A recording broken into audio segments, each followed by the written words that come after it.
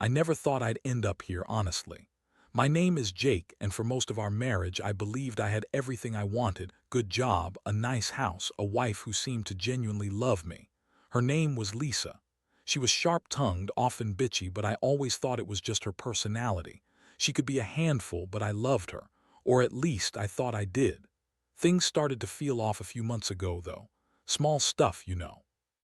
She'd be late coming home from work more often, claiming she was stuck in meetings or had to stay late at the office.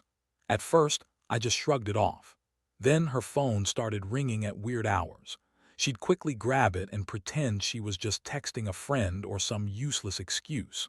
I never saw anything suspicious directly, just enough to feel like I was losing grip on what was real. But the real turning point was when I noticed her phone bill. I was browsing through our shared account, the usual check to see if there were any strange charges, and I saw a number I didn't recognize. It was from a clinic. Downtown, one I'd never heard her mention before. A new therapist, some AI-assisted clone therapy specialist. The odd thing, she'd been making calls to that number almost daily late at night. I decided to look into it. I dug through her messages, her emails, even her social media. Nothing blatant, just vague mentions of appointments and improvement. But then I found a receipt, an appointment scheduled for a Saturday afternoon. When I pressed her about it, she brushed me off, called me paranoid, said it was just some medical test she'd forgotten to tell me about. Typical Lisa. Always denying, always spinning some story, but I wasn't convinced. The thing that really threw me off was her behavior when I brought it up. She got defensive, snapped at me, and then told me I was just overthinking. Her tone was bitchy and dismissive, which honestly made me more suspicious. I knew she was hiding something. I just didn't know what. And I had this nagging feeling that whatever it was going to shake everything I thought I knew about us. So I decided to do a little digging, just to see what exactly she was up to. I managed to sneak into her phone when she was taking a shower. She left it on the kitchen counter, thinking I wasn't paying attention. It wasn't easy, but I've always been pretty good at sneaking around when I need to. I went through her messages, her call logs, and most importantly, her recent photos. That's when I saw it. A picture of her in the clinic, smiling with this guy I'd never seen before. The caption was something stupid like, "Finally found a way to beat aging," and a heart emoji. The guy looked young, attractive, some kind of doctor or scientist, I guess. But what hit me hardest was the way she looked at him, like she was genuinely into him, like he was more than just some medical professional. It was clear she was there for more than just a consultation. My stomach sank. I felt sick. There was no denying it now. She was having an affair. And the fact that it was with some doctor, some guy whose job was literally to grow new organs using my DNA, it made everything so much worse. I mean, she was lying to me about her health, hiding things, and probably sneaking around with a guy who had access to some of the most advanced and secretive medical experiments out there. I kept scrolling through her photos and found more. Texts between them, mostly flirtatious, some explicit. She called him Dr. Clone in one of the messages, which I thought was just a nickname at first. But then I realized the way she was talking, the way she described their meetings, it wasn't just casual. It was intimate. She was cheating on me, and she didn't even bother to hide it anymore. I remember feeling this intense mix of anger and heartbreak. I wanted to scream. I wanted to punch something. Instead, I felt numb. My mind raced, trying to process what I was looking at. The woman I thought I knew, the woman I married, was sneaking off behind my back for months, maybe longer, with her new doctor, who was growing organ replacements from my DNA. Her lies, her deceit, everything just hit me like a freight train. And I realized I wasn't just betrayed physically. I'd been betrayed on every level, emotionally, intellectually, and even scientifically, considering what kind of experiments he was running. I had no choice but to confront her. I waited until she came home that evening, trying to keep calm, but inside I was boiling. When she stepped in through the door, I was already waiting there, phone in hand. She looked surprised, then annoyed. I asked her straight up about the clinic, about the calls, about the man in her photos. She tried to brush it off, said it was just some quirky therapy, that I was making a mountain out of a molehill. But I knew better. I saw what I saw. The evidence was right there. I told her I knew she was lying, that I knew she'd been sleeping around and this was the last straw. That's when her attitude flipped. She snapped at me, called me paranoid, said I was overreacting, that I was controlling. Her tone was bitchy and dismissive, but I could see the flicker of guilt in her eyes. It was like she was trying to pretend that none of it was happening, but the truth was staring her in the face, and she knew it. I discovered her secret, and everything was about to change. After I confronted her, Lisa's reaction was something I'll never forget. She started yelling, calling me all kinds of names: paranoid, jealous, insecure. Her voice was sharp, cutting through the silence in the apartment. She kept insisting she was innocent, that I was just imagining things, that the guy in her photos was just a doctor friend doing some experimental treatments. She lied so easily, so convincingly, I almost started to doubt myself. But I knew better. I saw the messages, the photos, the call history. It was all right there. I demanded answers, told her I was tired of her bullshit, that I knew she was sleeping with this guy, that I knew she'd been lying to me for months. She finally broke down, screaming at me, calling me crazy, telling me I was jealous and insecure because she'd moved on. She kept spinning her lies, trying to twist everything around, making it seem like I was the one at fault. But her face was pale, and her eyes were darting, like she was hiding something even bigger. That moment was a punch to the gut. I felt so betrayed, so humiliated. I'd always tried to be a good husband, supportive, loving, even through her bitchy moods. But now I saw how rotten it all was. She'd been with someone else, someone who was literally growing new organs from my DNA. It wasn't just cheating, it was reproductive betrayal. I couldn't wrap my head around it. How could she do this? How could she lie for so long, then turn around and accuse me of being paranoid? I started to think about what I'd do next. I couldn't stay in this situation, not with her continuing her lies. I decided I needed to get to the bottom of what was really happening in that clinic, because I had a feeling her affair was connected to some bigger, darker secret. I remembered hearing about her visits to that doctor's office, but I never imagined the scope of what they were doing there.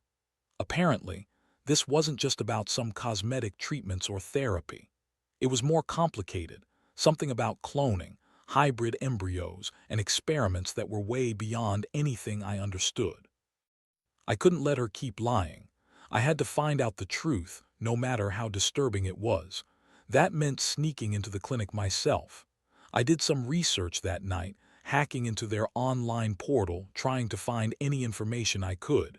It took hours, but I managed to get access to some files that made my blood run cold. They weren't just growing organs, they were creating hybrid embryos using my DNA and her egg. I saw images of these strange, half-human, half-animal creatures, things that shouldn't exist. And I realized that the doctor she was cheating with wasn't just some ordinary scientist. He was part of an experimental project, something secretive and illegal. It all clicked into place. She wasn't just cheating on me, she was involved in something far more sinister. Somehow, she was part of this twisted experiment, helping to create these hybrid beings, perhaps even using my DNA to produce a clone or a replacement. I couldn't even process how I felt at that moment: rage, fear, disgust. My wife had been playing with forces she couldn't possibly understand, and I was caught in the middle of it. That night, I knew I had to do something. I couldn't just walk away from this mess. I had to stop her, expose her, and figure out what was really going on with this clinic and the doctor. I started planning my next move, knowing that whatever I uncovered would change everything. About her, about me, about what they'd been doing with my DNA. I wasn't sure if I'd be able to forgive her or even if I wanted to.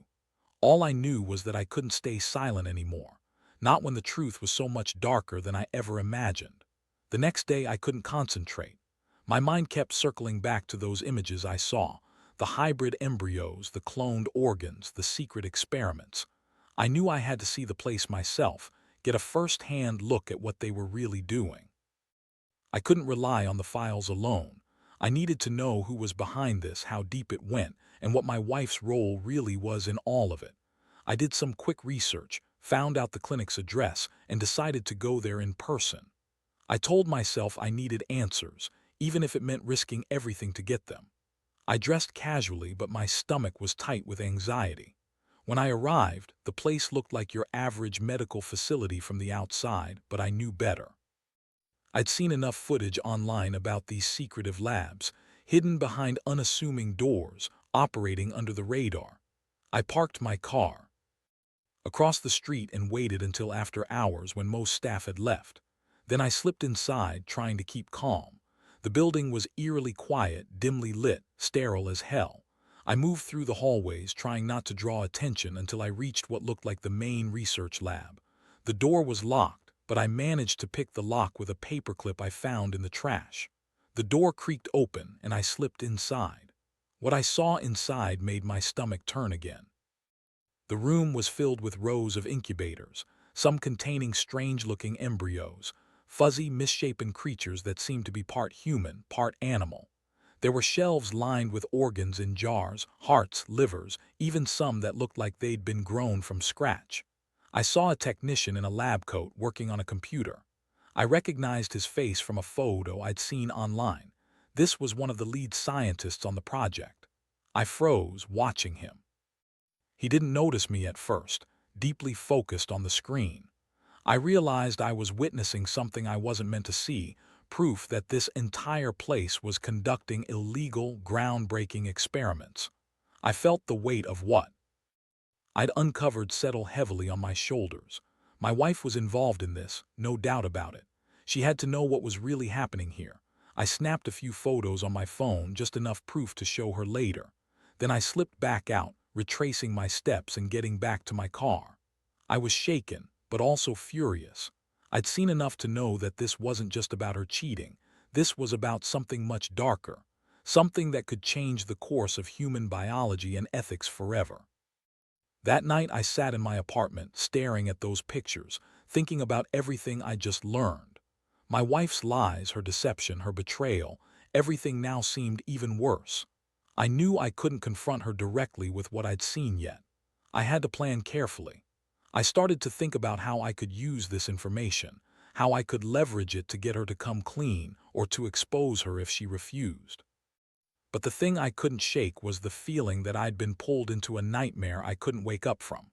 My wife, Lisa, was more than just a scheming cheat. She was involved in some kind of clandestine, possibly illegal genetic experiment. And I was suddenly no longer just a betrayed husband. I was an unwitting participant in something much bigger, something that could threaten everything I thought I knew about myself and the world around me. The following days were a whirlwind of thoughts and decisions. I couldn't sleep, couldn't eat. Every time I closed my eyes, I saw those embryos, the organs, the technician working tirelessly in that cold lab. My mind kept circling around Lisa, her bitchy attitude, her lies, her constant dismissiveness. She'd always been a control freak, but I never imagined she'd be part of something so monstrous. I knew I had to confront her again, but this time with everything I'd uncovered. I couldn't just accuse her blindly. I needed to be strategic. I decided to set up a meeting, an intervention, if you will, where I could pressure her into confessing.